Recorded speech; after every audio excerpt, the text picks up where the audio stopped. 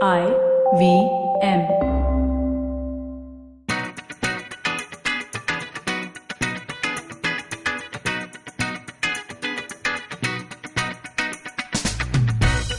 Hi, Tash. Hi, Tash, she says. She literally just said, let's do a new intro this time. And then you come in with hi, Tash. Actually, my bad.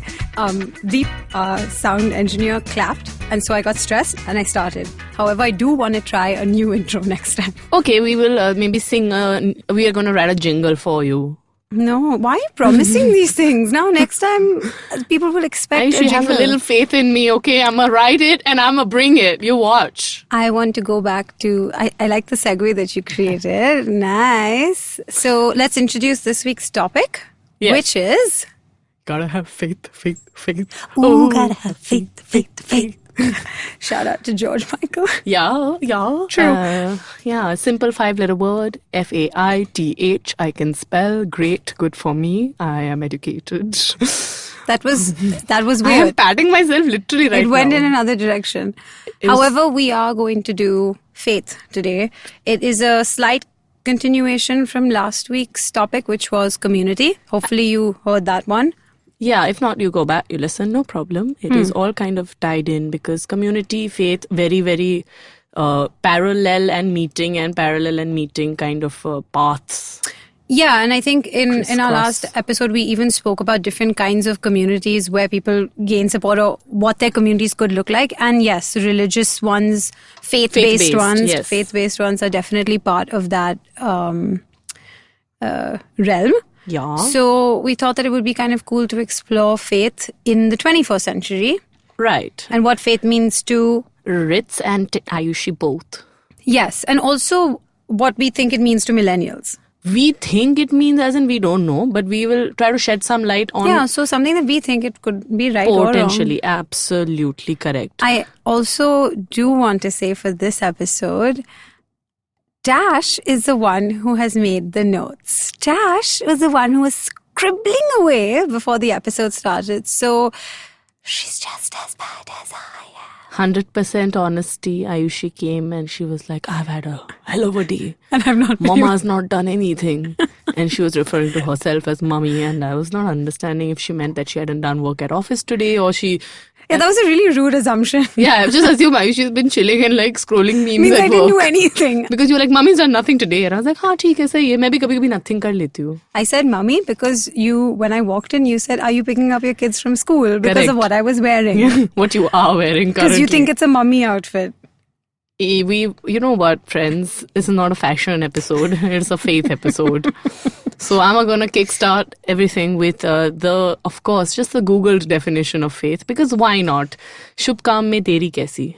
Faith is a strong belief in something or somebody or trust. Hindi mein it is purna bharosa or purna vishwas. I don't think anyone says Bhari. Purna anything.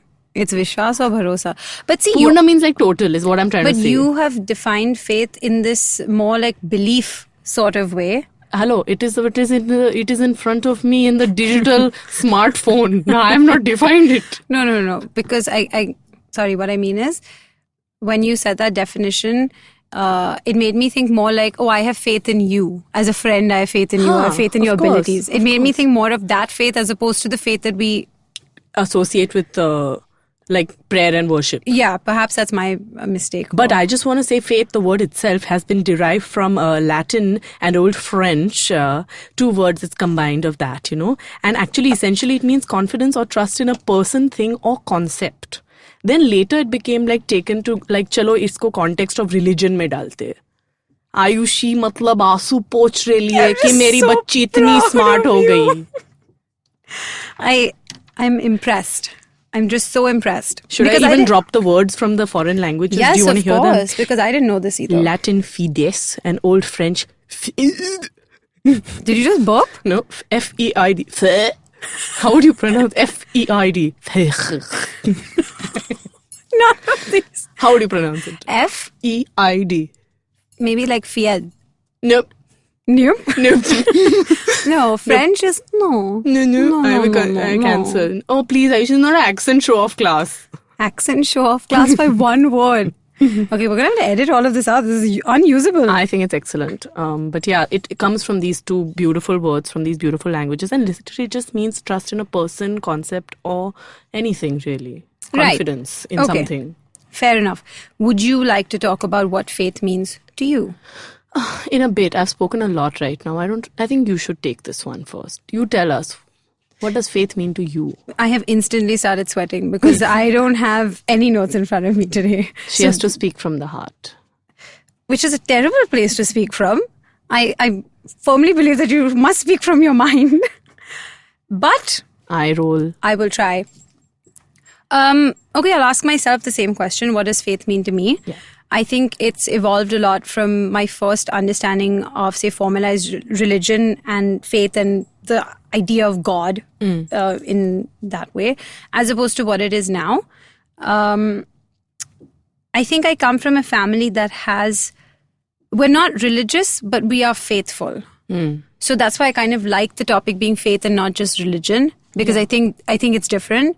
And since I was a little girl, I think my father always put this idea that there is an almighty. It didn't really have a gender or like a specific religion to it, but it was that there is an almighty that has a plan. And he or she or that thing is watching over you, is watching over us. And so it did create that, maybe it was a false sense of security, I'm not sure. But it did create a sense of security that someone is up there looking out for me and the people that I love, which was to me at that age, my mom and dad and my brother. And so the idea of saying a prayer at night was not picked up from my parents. It was really picked up from, say, media, movies or books. The kids, they kneel by their bedside and they say a prayer. And I tried that for a while. I'm not going to lie. I tried it for a while and then I just got very lazy and I stopped. But even at that point, it was more not about being religious. It was more that, hey, whoever's out there, like, hey, God, can you just take care of my parents and my grandparents and my brother? That was it. And thank you for the food we eat and all that kind of stuff. But that though I didn't even say now that I think about it. I was like, khana milta hai. It's okay. But again, like I said, it wasn't a very formalized religious upbringing. We did believe, through my parents, I think I believed in God, like the concept of a higher power. I don't know what that really was or what that looked like, but I did believe in it. My mom is a big believer in Ganpati. So she always found a lot of comfort in Ganpati and the prayer. And she always described him as he's like a very chill God. He likes to eat, he's okay to drink, like he just likes to chill. Now, I might have said this out loud and people are going to be like, what do you mean eat and drink? How's that? But I'm being honest about what my family, the way we celebrate Ganpati, and we do get Ganpati in our home for all 11 days. It's a tradition, I think. I mean, my grandmother started it and it's continued now. But there were no restrictions.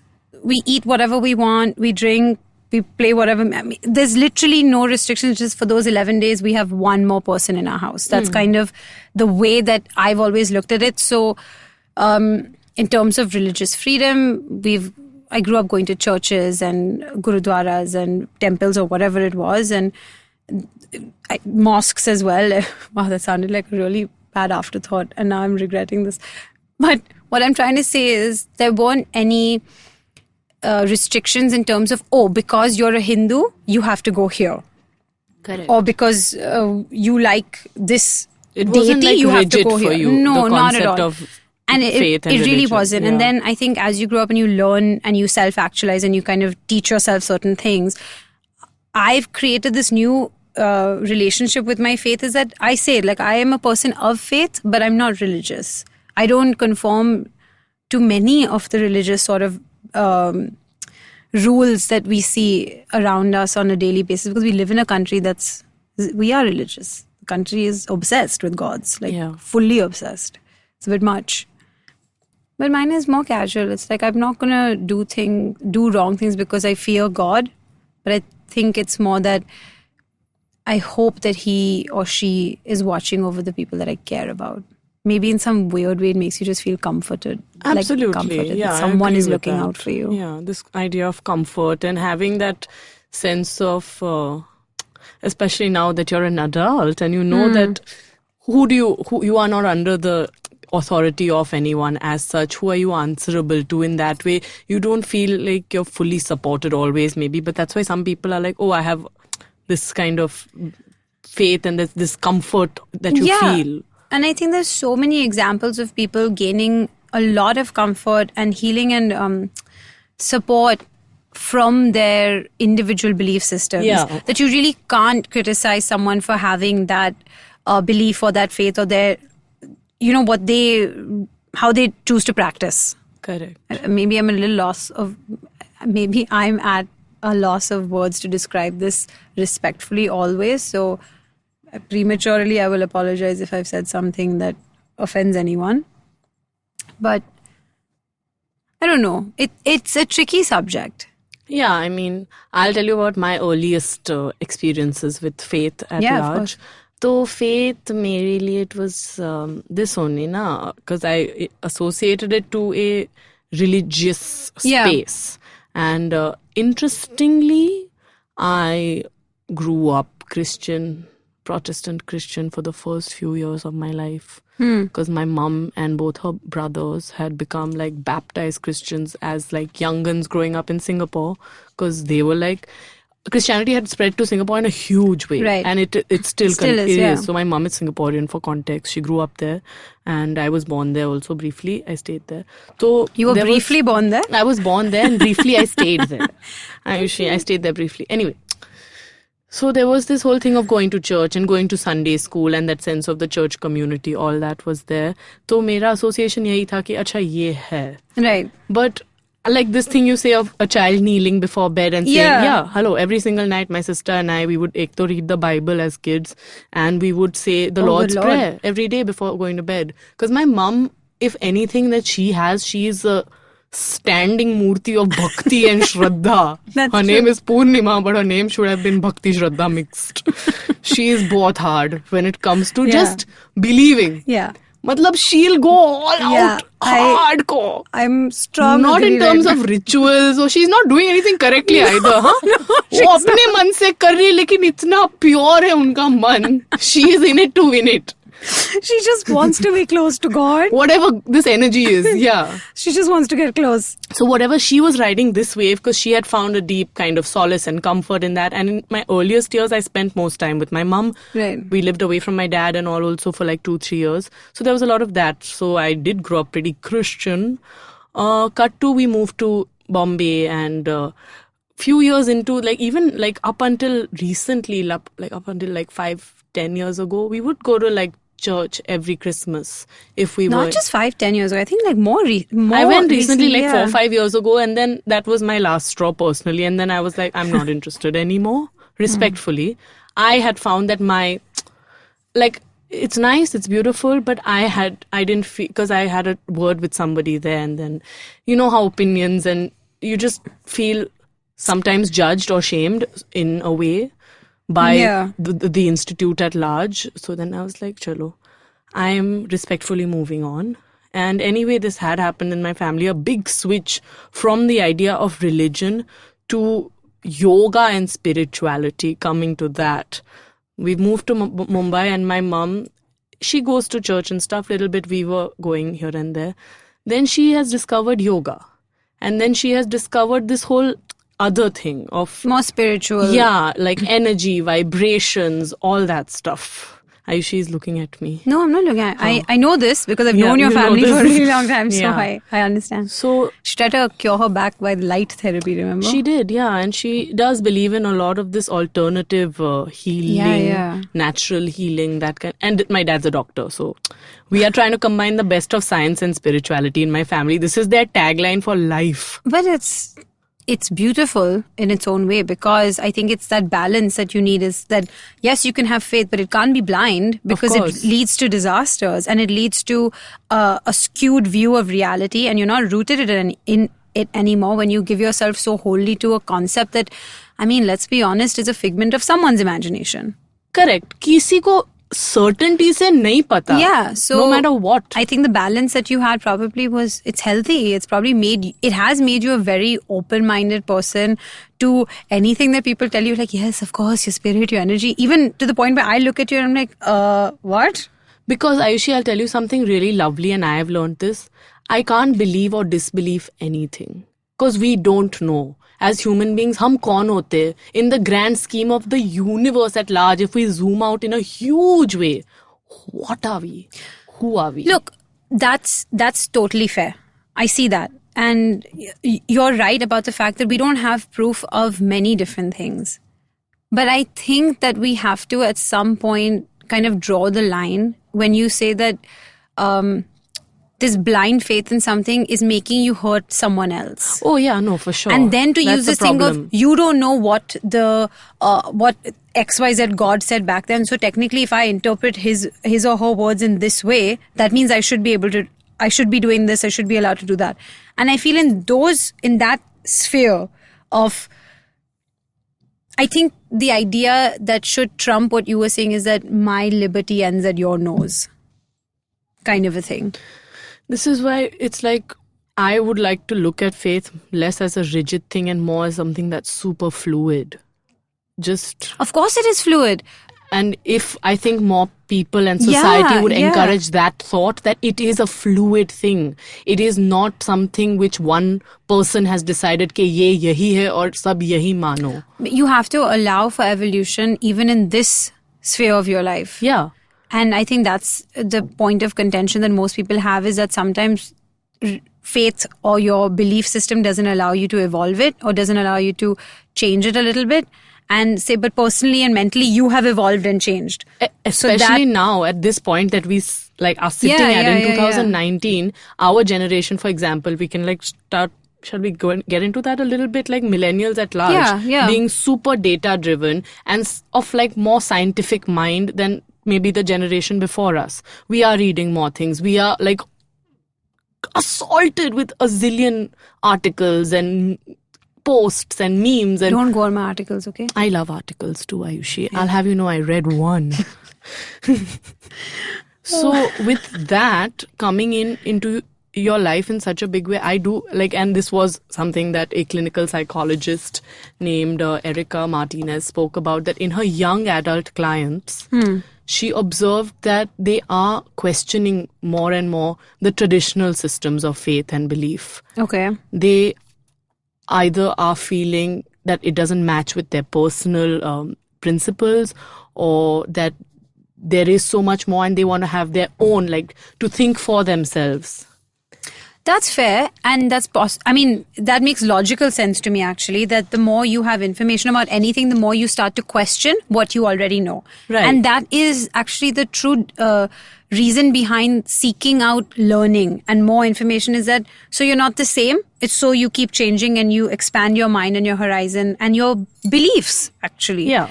And yes, millennials who have more access, you're right, we just have more at our fingertips, so we're going to question almost anything and everything that's been told to us by our parents or grandparents or whatever it is. Yeah. Literally the whole world that's coming at us. So there's a lot to unpack there, Ayushi. Should we slip into a little break and then come back and yeah, because I think this is where the shit, I knew the Hindi word for this and I forgot. Mudda lies. Yes, mudda. High five. High five. High five. I said high five. Chi chi chi.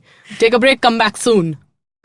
Hey everybody, welcome to another great week on the IVM Podcast Network. If you're not following us on social media, please make sure you do. We're IVM Podcast on Twitter, Facebook, and Instagram. Also like to thank Intel and Storytel for supporting us this month. Want to welcome a brand new show onto the network. It's called Peak Planet. It's hosted by research fellow and engineer Karthik Ganeshan. In every episode, Karthik discusses sustainability issues that affect Indians through evidence-backed information. In the first season, he dives deep into air pollution and the discourse around it. I think this is especially important given the situation across the country these days. On Cyrus Says, Cyrus is joined by print and TV journalist and founder of fact-checking platform Boom, Govind Athiraj. He talks to Cyrus about the importance of fact-checking in today's scenario, the birth of the India Fact Check quiz, and poses some sample questions to Cyrus himself. The Filter Coffee podcast is back with freshly brewed episodes. This week, Karthik talks to Senior VP of Marketing, Digital and Communications at Penguin Random House India, Neeti Kumar. Neeti explains Penguin's unique editorial system, the challenges faced by publishers regarding piracy, and her take on the digital revolution. On Mr. and Mrs. Binge Watch, Janice and Anirudh are back to share their love for the true crime stories. This week, they talk about the hit Netflix show Mindhunter. On Advertising is Dead, Varun is joined by the CEO of Scoop Oop, Satvik Mishra. They talk about how Satvik became an accidental entrepreneur. On Simplify, Chuck and Naren simplify conglomerates like Luxottica, Unilever, and even IVM Podcast. Yeah, we're a conglomerate. We're a big, big conglomerate. This week on Know Your Kanun, Amber is joined by Pawan Kakade, partner at PricewaterhouseCoopers. They talk about the taxation system in India and topics around economy, startups, compliance regimes, and even more. And with that, let's get you on with your show.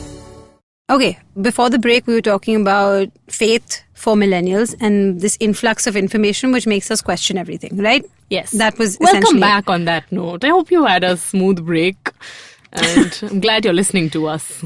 That all. Let's get back, however, to the meat of this is because I had some thoughts. Do tell.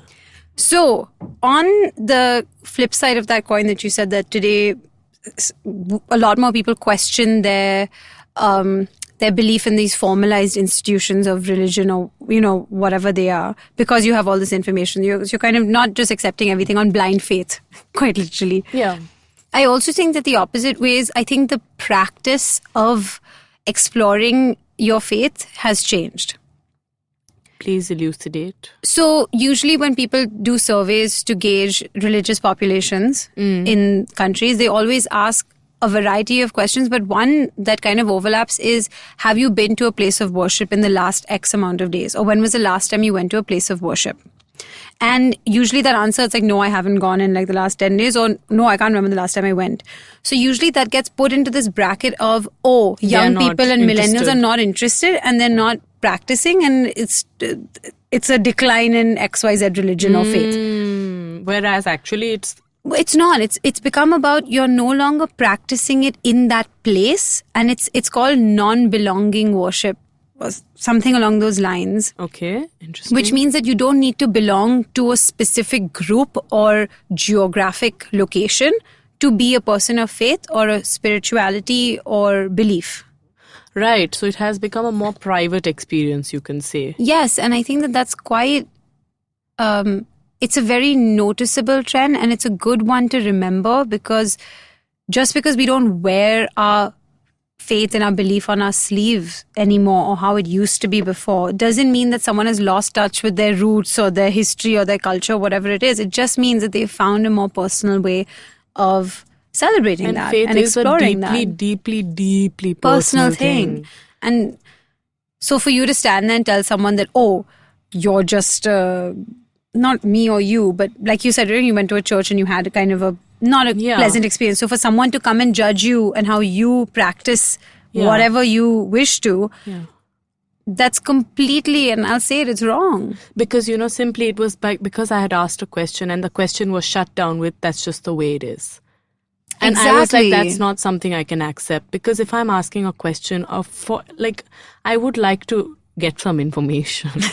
Where are the pamphlets?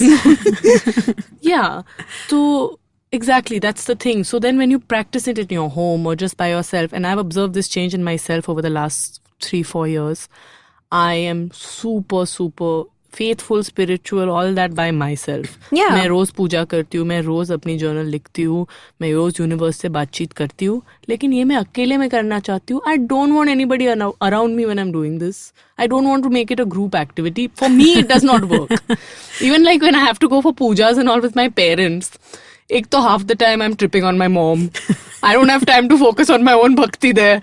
तो कैसे होगा? So for me, it's just become like a fully private exercise where I find so much solace, peace, comfort, inner strength. Actually, oh my man, girl, I feel like damn empowered when I've had my moments alone, being like, ho jayega sab अच्छे से. Yeah, but so that's fair. That's your interpretation. That's how you choose to practice it. And that's fine. I think for me, it becomes more in terms of picking and choosing. Such as? I guess that makes me... growing up, say, for example, we didn't have a lot of dietary restrictions. Right. Ever. It Correct, wasn't that same. you are you can't X eat or this, you can't eat Y. That. Yeah. We have grown up in I'm a pure non-vegetarian. Sam to Sam. And I didn't think that eating one thing would make me bad or that's blasphemy or God's going to just straight up hate me because I ate his or her favorite animal. Now, growing up, why are you laughing? Laughing at your pronunciation. Animal. Animal. But when you grow up in a country like this where you're constantly reminded that, if you do this, Aap galat ho. You're wrong. It was nice to have the backing of your parents to be like, dude, you do whatever you want and whatever makes you happy. You, girl. Just be a good person. That kept being reinforced, which I think is super important. Cannot bang that nail with my hammer harder. Cannot bang that nail. Like, I can't drive that point home further. Yeah. It's what I was saying in a new metaphor, which I just crafted. And also going back to that information thing, right. I think that also changes a lot of our perspective is because certain acts or practices were very time specific. As opposed to now, like so many things of like, oh, when you are menstruating, you can't do X, Y, Z. And this is kind of like all religion. It's not just one. All of them seem to think that women have this impurity blood, and they're dirty and they're... Perhaps that came from a time where we didn't have the sanitary products. You didn't have pads, you didn't have tampons. So yeah, you don't want someone who is just dropping away to be walking around sacred spaces or cleanly spaces or anywhere. Maybe it was recognized that, okay, maybe women do need to like chill and just they need have some their time own out. time. Yeah. I'm saying that was then. Now, if you tell me you can't go to the temple or you can't eat this or this or you can't do the puja on this day because of your menstrual cycle. Affliction. My first question, and I've had one of my aunts, I love them. They don't listen, so it's fine. She's batshit crazy in this respect. She would be like, no, you're on your period. You can't do the puja. My straight to her face was like, God made me. If he didn't want me to come and pray, he wouldn't have given me this uterus. Periods. I once when I was younger, I was like, tell him to take it away. I don't want my period. Leke jao.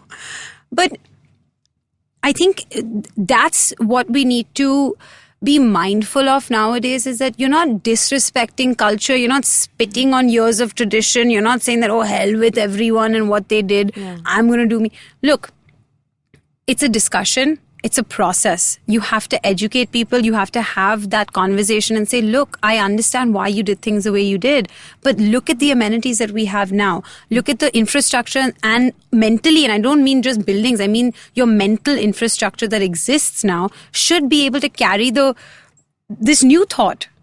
We have enough space in our hearts, in our minds, whatever, to expand and accept all avenues of thinking. Of course. Then you decide how you want to interpret that, whether you want to do a little bit of this one, a little bit of that. Especially in a country like India where there is just so much. Right? You have a whole spectrum and there can be like joy and positivity that can be found in everything. I feel like there's something of value in every single belief that people have.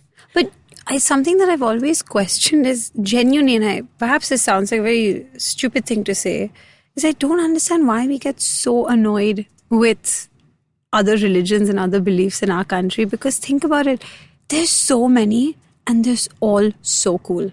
Yeah. And all the food of all the various right? festivals is excellent. In our break, we were just talking about how to get involved with different faith-based food. Faith-based food is important because food is important at large for us. And it's a celebration, right? Yes. And at the end of the day, everyone is gathered. It's that sense of community, celebrating something positive, charging the energy like of the air, if you will. Even like a festival time or even when the azan plays, I suddenly feel like just the air has been like positively charged for a bit. And I feel like there is a small wave of like achhi cheeze just for a while. Yeah, it is. And one would think that would bring us closer together. But alas. Even if it's a negative, think of it this way. All of y'all are very noisy. Not a single one of you is quiet. So if you're going to complain about the other one, just remember, your week comes in 1-2 months. Then you also start in the road making noise. Sab karte, yeah. It's so, just kind of be more tolerant and open in general. I don't think we should probably be more mature about that statement and discuss it further when we say that you should be open to all faiths, whatever it is. At the end of the day, that is in our constitution also. No, we are secular. Why are you saying that quietly? Because I'm not 100% sure confident. No, my confidence in its it being carried out is different from my Yes, confidence that's why. in So its I'm existence. tentatively saying it because you know we're not living up to it, sadly. Doesn't that make you feel so bad though that your faith has been abused to the point of and it's been turned into this weapon of hate? Yeah. I don't know. It just makes me feel bad to see any faith being turned into something to.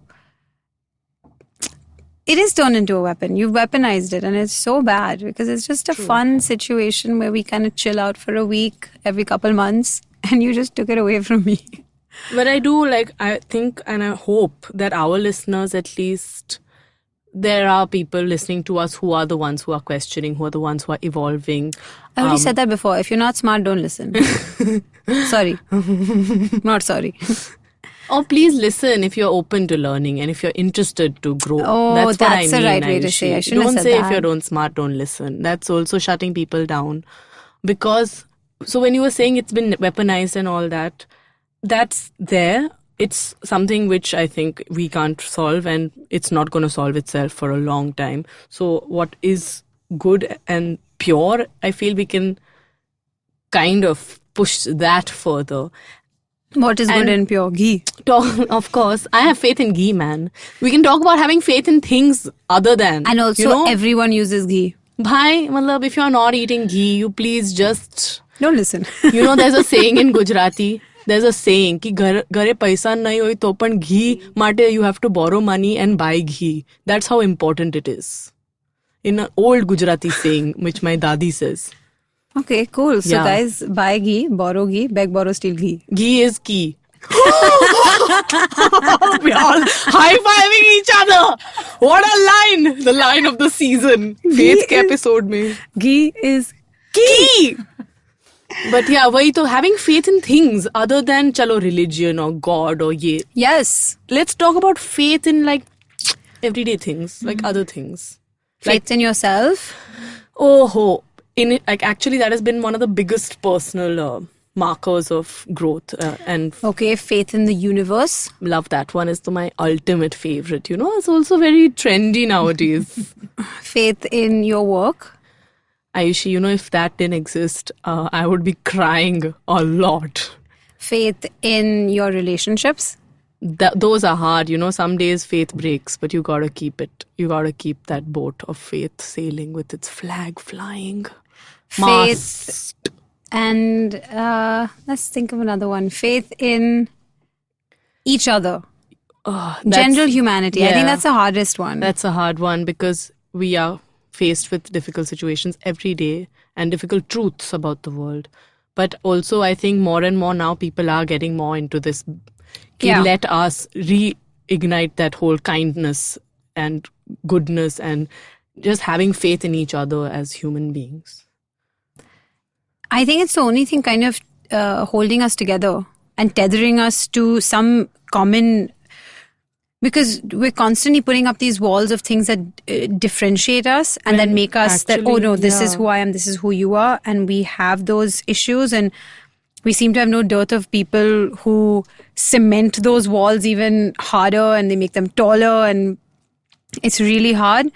But when you have faith in your fellow brother and sister, in the brethren around you, the citizens, the people, and not just nation, I mean more at large. Humanity. Yeah. When you have faith in humanity, it's the only thing keeping us sane is that, no. I have faith that for the most part, we're all going to do the right thing. But yeah, Ayushi, that we're going to be kind, we're going to be good to each other. And even though you're constantly shown examples of when that faith has failed us, in fact, in those times, even more and more, you feel like, ab to ye hai, you have to. What do we have left? Honestly, Ayushi, I like a personal story from this. What do I have left?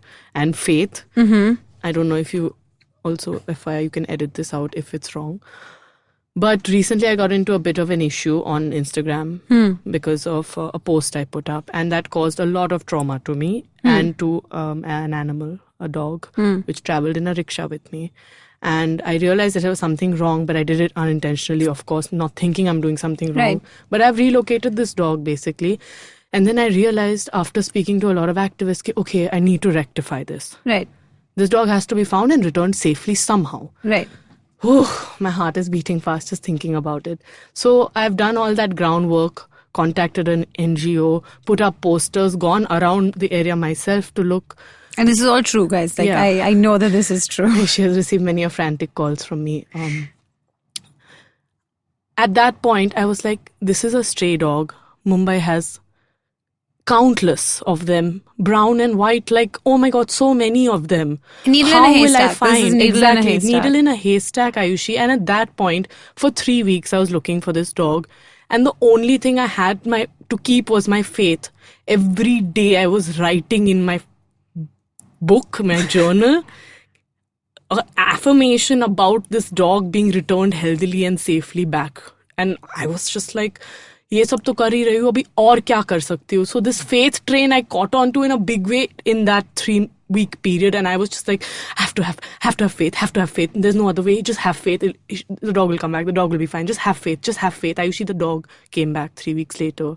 I got a message saying the dog has been found. No, I believe you. And I was shook. I was just like, this is... Even when you told us, I think the first thing, all of us as friends, our reaction was that this is the universe at play. This is the universe making things right, because it knew that you didn't mean any harm. There was no intention of ill will. So there is a balance. Checks and balances exist even at a larger it's situations scale. like these which make you reaffirm your faith.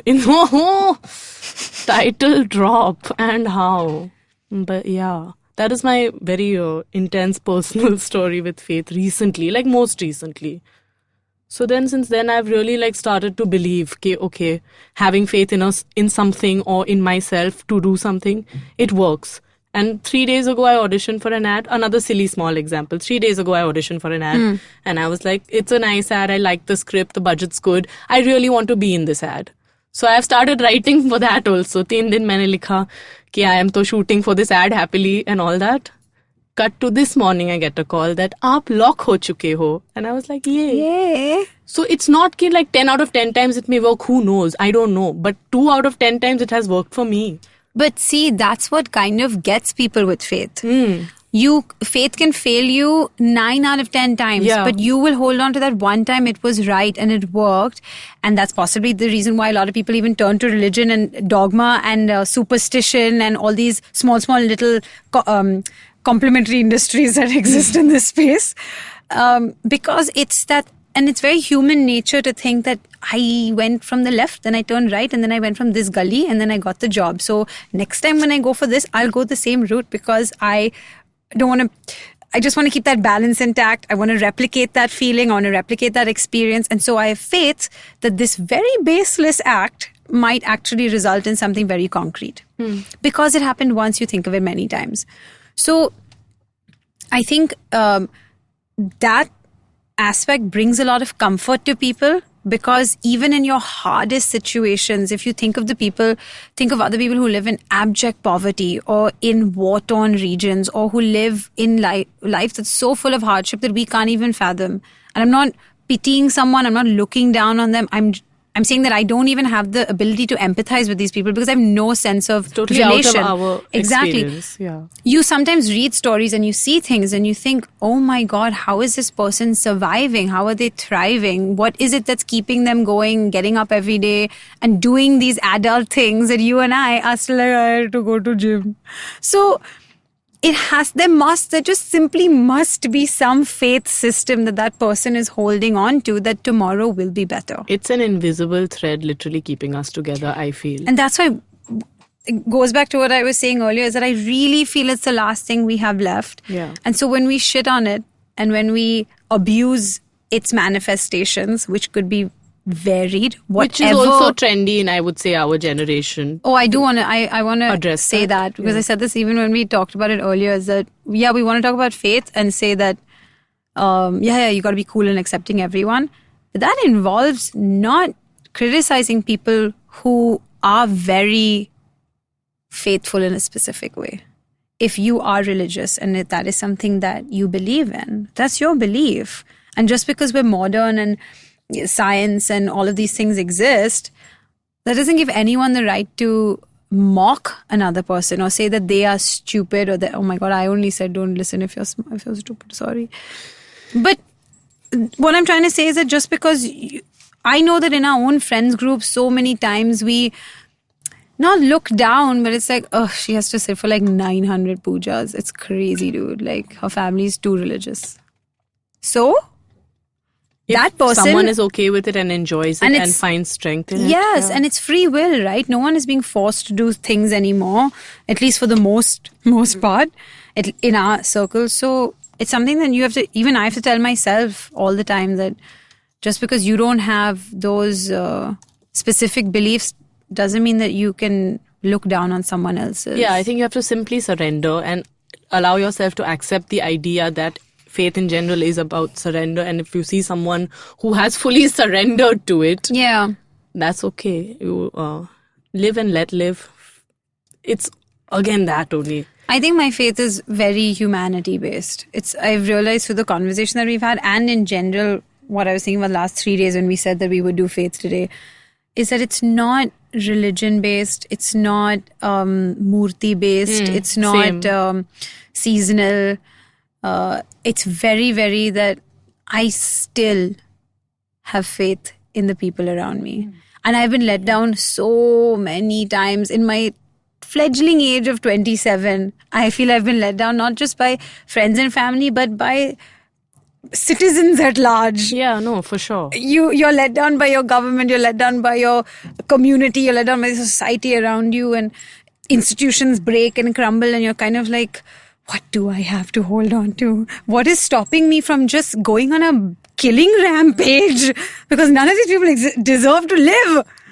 But I just have to keep telling myself, and it's every day in my commute or when you work with people, you're just like, I have faith that somewhere that person is going to make the right decisions, and he's only acting this way because that's what he's going through today. Yeah, that's so, because we're surrounded by so much of this and having to tell ourselves, you know what, deep breath in, just deal.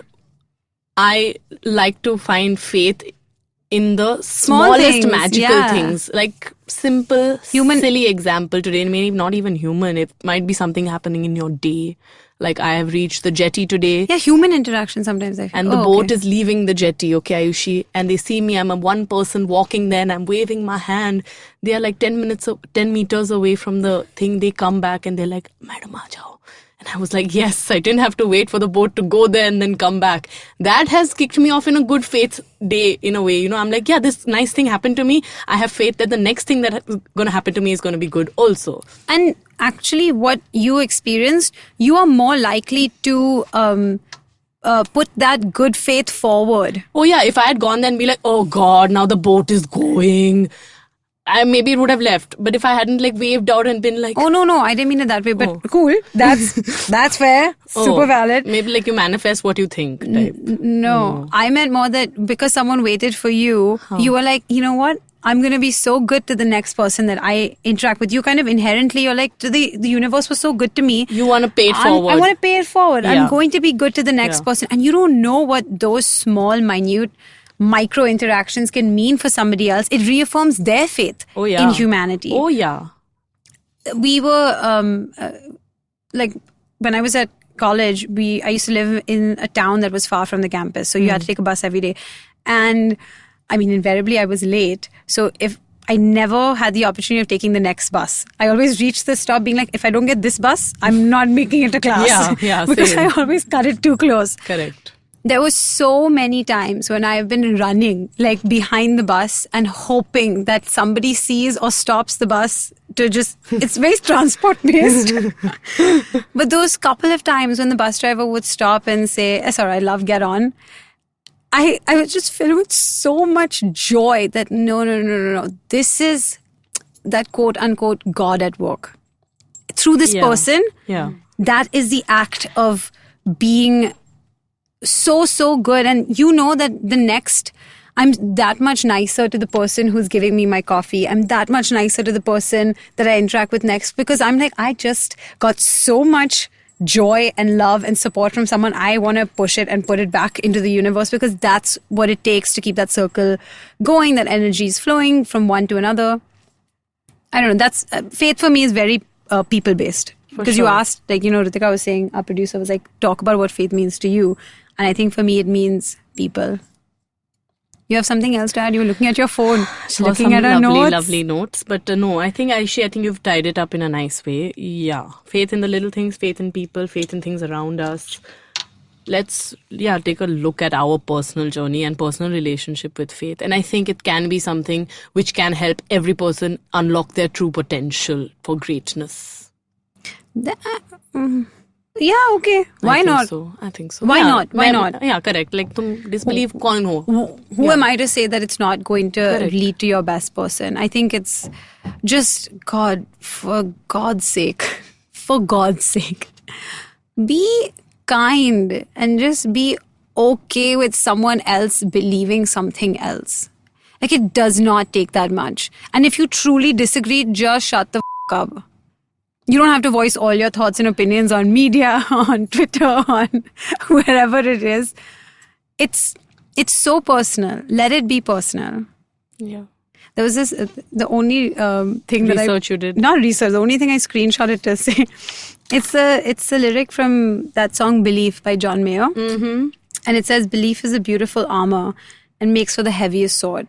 It's because it's invisible, but high five. And it's going to protect you against a lot of the things in your life. So have faith, have a belief system, whatever it is. You want to believe in your plans? Go ahead. Talk to them, sing to them. Believe in yourself first, and then you will find You've said only before that it's harder. That's harder said than done. Yeah, but it's a practice. You have to do it actively. It's a practice. Like how when you're learning to ride a bike, you'll fall, but eventually you learn it and then it becomes like muscle memory. Yeah. In the same way, you have to practice having faith in yourself every day. And then I hope someday or the other, even I don't 100% to kaise I am, so half the time like, wow, I'm amazing. Half the time I'm like, I'm shit.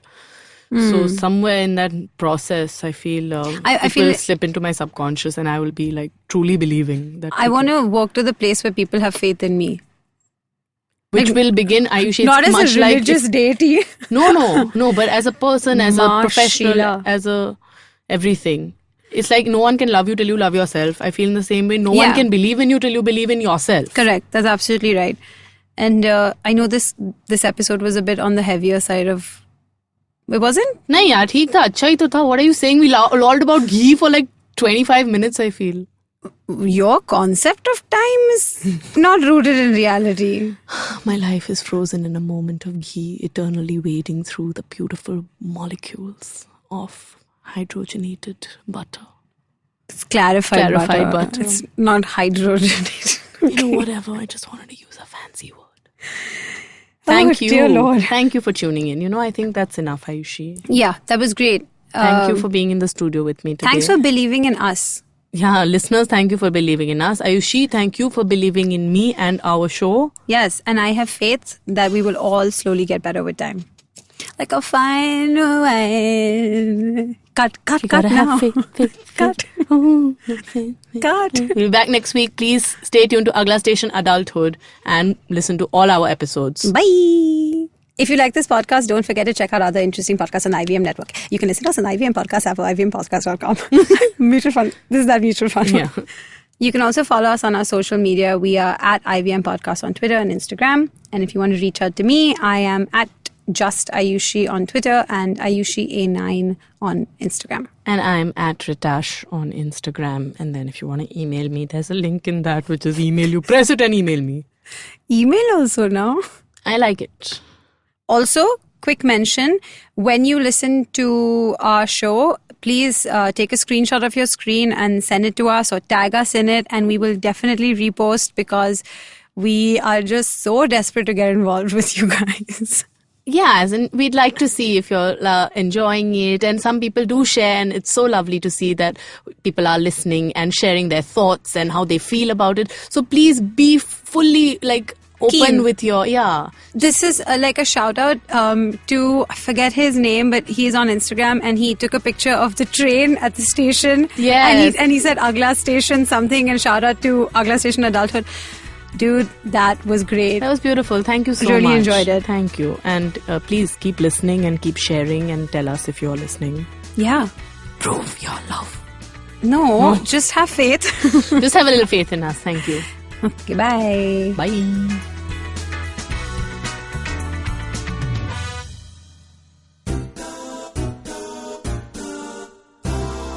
माणसं ना गोलगप्प्यासारखी असतात. Hi hello करताना वेगळी आणि बोलताना वेगळी आणि गप्पा मारताना वेगळी, मित्र झाली की वेगळी आणि शत्रू म्हणून वेगळी, थोडक्यात दिसणारी वेगळी आणि असणारी वेगळी, कधी आंबट, कधी गोड, कधी तिखट, तर कधी चमचमीत आणि कधी कधी हॉट अँड स्पायसी सुद्धा. आणि म्हणूनच गप्पा गोल गप्पा विथ तृप्ती खामकर फक्त तुमच्यासाठी दर बुधवारी IVM पॉडकास्टच्या ऍपवर, वेबसाईटवर किंवा युट्यूब चॅनलवर सुद्धा ऐकू शकता. तुम्ही आमचा पॉडकास्ट वेगवेगळ्या पॉडकास्ट प्लॅटफॉर्मवरती ऐकू शकता. फक्त सर्च करा गोल गप्पा विथ तृप्ती खामकर आणि आमचा पॉडकास्ट ऐकत राहा.